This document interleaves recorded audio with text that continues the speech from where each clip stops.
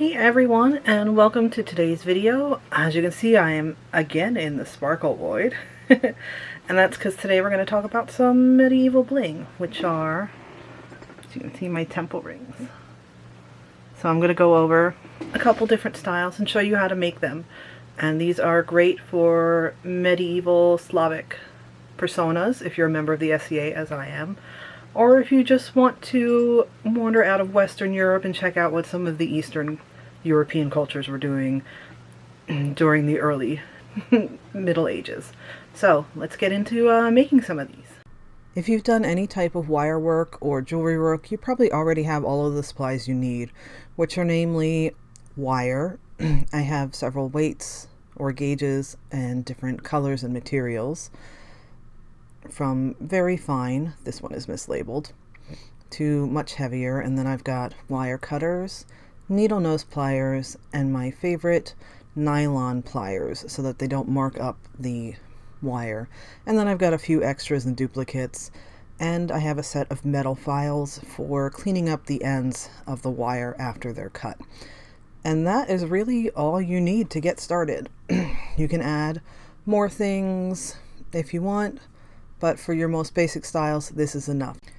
The last really helpful thing is just some type of round thing to form your rings around, either a mandrel like this one or my cardboard tube, or even just any type of round thing you have at hand that is about the size you want, like this bottle I have for my nail polish. And then I've also got, for really large rings, I have a much bigger cardboard tube. Now let's talk some actual temple rings. The most basic kind, which were found pretty much all over the various Slavic locations and tribes, both in Russia and Eastern Europe, were just straight up rings made out of wire, either called finger rings or bracelet style rings, depending on how big they are, basically. And they would either be just closed with a pair of loops on either end of the wire, or even just overlap slightly to stay in their ring shape. The next most common style is what's called the S ring, which is what I'm showing you guys here right now. And you can either find ones with closed loops, as the finer one, or the one on the bottom of my hand is, or just an open loop where the end of the wire butts up against the S-shaped curve from the other end, which is where they obviously get their name from. And these are not specific to any one certain tribe or region, and can be found in archaeological finds, as I said, all over Eastern Europe and Western Russia. So I'm going to start with the open S ring, and this is easier to do with a slightly more flexible wire, but I'm going to actually use my brass wire, which is a little bit on the harder side, and I am also going to be using my heaviest brass wire, which is a 12 gauge. I could measure out my wire beforehand, but really all I'm going to do for this is just wrap it around my cardboard tube to form the size of the ring I want, and then give myself some extra wire for making that distinctive S curve. As you can see, I'm just eyeballing it and doing about an inch. And as I mentioned, this brass wire is really hard, so my wire cutters aren't quite strong enough to do that. Luckily, I have tin snips at hand, so I'm going to use the tin snips to cut the 12 gauge brass wire. To make sure both pieces are the same, I am just walking the one I've already cut down the length of my uncut wire, just to get two pieces that are the same. All of my other 12 gauge wire is much softer, so I can in fact cut them with just the wire cutters.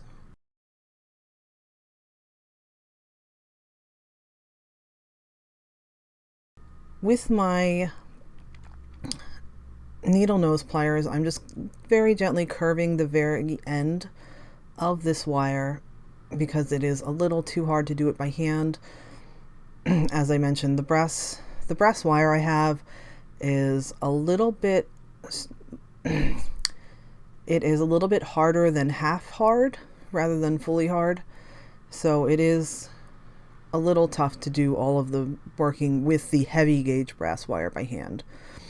So that's why I am using the pliers for things that I would otherwise just do with my fingers on softer wires. So I'm mainly trying to make sure that I have a ring that is the size I want and that they do meet up.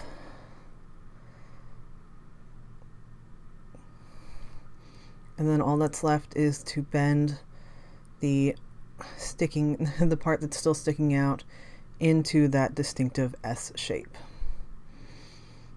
And I made this mistake before. I want to make sure I'm curving the end of my wire in the correct direction.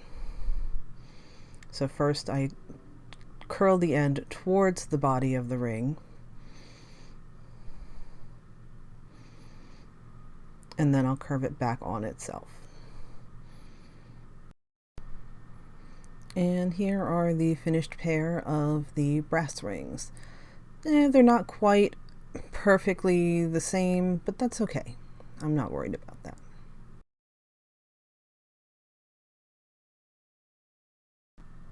Next is going to be the closed style S ring, which is made almost exactly the same way, although I'm not going to make it out of the same wire. The one I just showed you was actually made out of a 16 gauge copper wire. But for this pair, I'm actually going to use a 14 gauge tarnish resistant silver plated wire, which is a lot softer than the brass wire and a slightly finer gauge as well. Basically, it starts out pretty much the same way as the previous one. I'm just going to leave myself a little extra wire.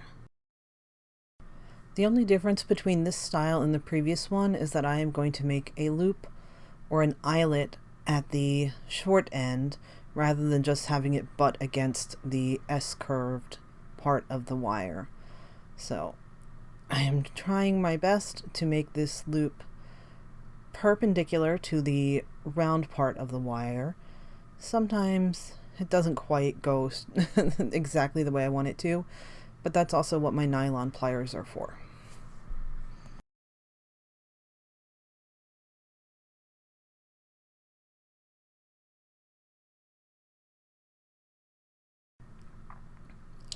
Then all I need to do is put the long end through the eyelet I made, and then same as the other pair, I'm going to bend it into an S-curve.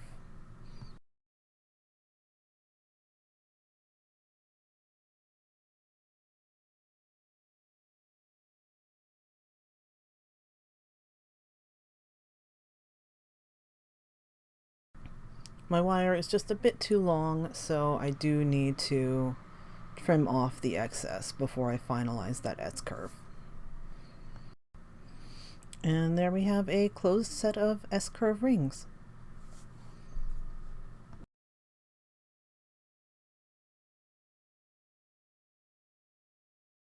Next will be the rings I actually showed you earlier in my little intro part. This style of ring is specific to one tribe, which is the Severian tribe. I hope I pronounced that correctly. And they are found most often in the area east of Kiev in Russia. These are just spiral coils, and this set, you can see I actually just looped it straight through my woven headband rather than either sewing them on or looping them around the band itself. So to make these, I'm going to pull out my 12 gauge silver colored wire, which is actually made out of aluminum, and it is because I'm using such a soft wire that I am able to get such a tight curl on this. And honestly, these are very, very easy to make this style. I am starting with an 8-inch about piece of wire, and then all I'm going to do is take my needle nose pliers and just start a very tight coil. The very beginning of the coil can be a little fiddly at times, The nylon pliers are also useful to an extent for this. It depends on how good of a grip you can get, which sometimes you can't, as you can see me here struggling to do that. Luckily, the aluminum wire is soft enough that I can just bend it by hand to get that coil going. At the other end of the wire, I am going to put an eyelet. For this style specifically, my personal preference is a slightly elongated, almost teardrop shaped eyelet rather than a perfectly circular one, but that is just my personal preference. And then I'm just going to finish coiling up what's left and then give my eyelet a little bend so that it hangs the way I want it to. Now, a tight coil like this is really only possible with very soft wire. So, as you can see, these are very tightly coiled, and that is because I did use a 12 gauge dead soft aluminum wire for this. I did give it a try with the brass wire as well, and as you can see, I could not get it anywhere near as tightly coiled. But there are historical examples of spiral style temple rings that are that loose. So it's not wrong, it's just not my personal preference.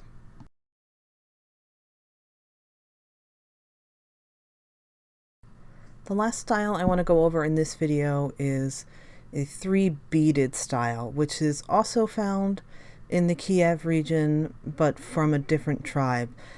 And I'm definitely going to butcher the name of this, but we're going to give it a try. Polyanian. I'm probably saying it wrong, and I do apologize. These could be made with either hollow or filigree metal beads, or pearls, or some other type of bead.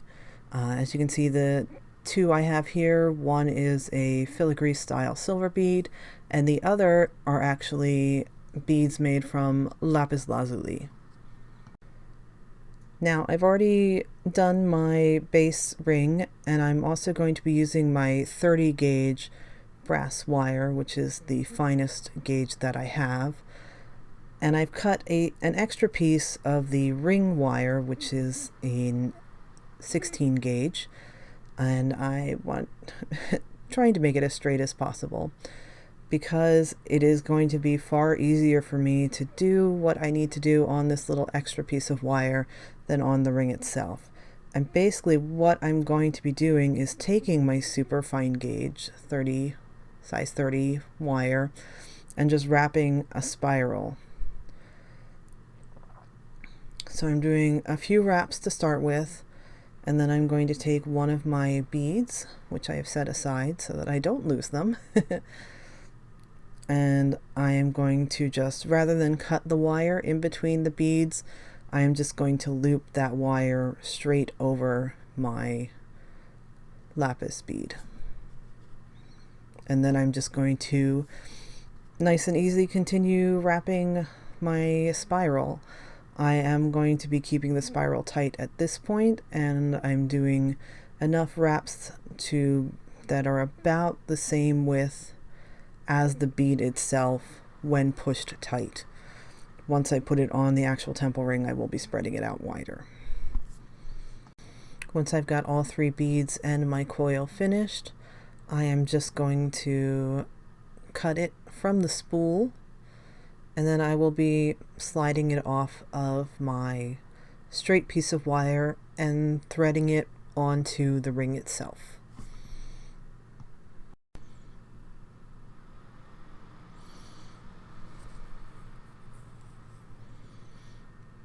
So I'm just going to gently ease it off of the wire, and let's see, actually this will be easier to show flat.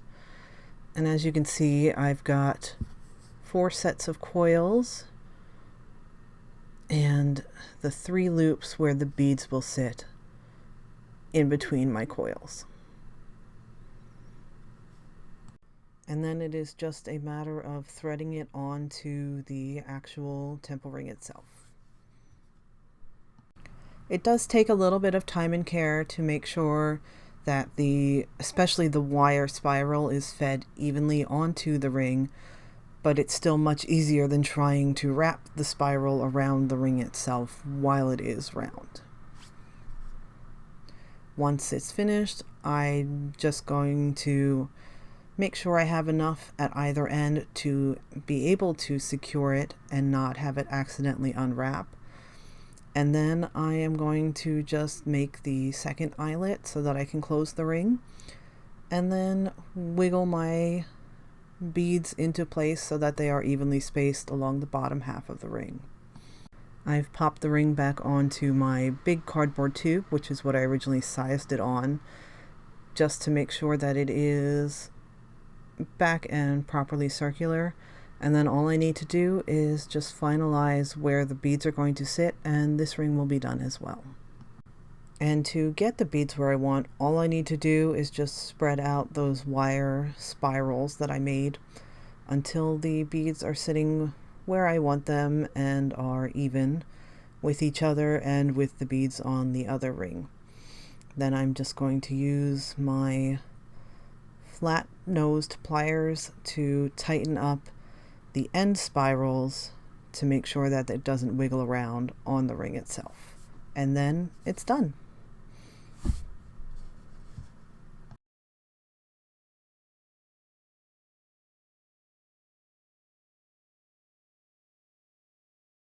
I really hope you enjoyed this video. If you want to see more, if you would like to see some other styles of temple rings, including some that were used by Western tribes, let me know. Or if you want to see some ways to wear temple rings. If you are interested in other similar wire working medieval jewelry, let me know that as well. And I will do more videos on this subject as well as other related things.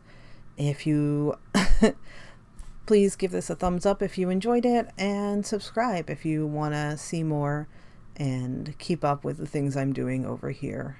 I really hope you enjoyed my 3.5 types of temple rings that I showed you how to make. Bye!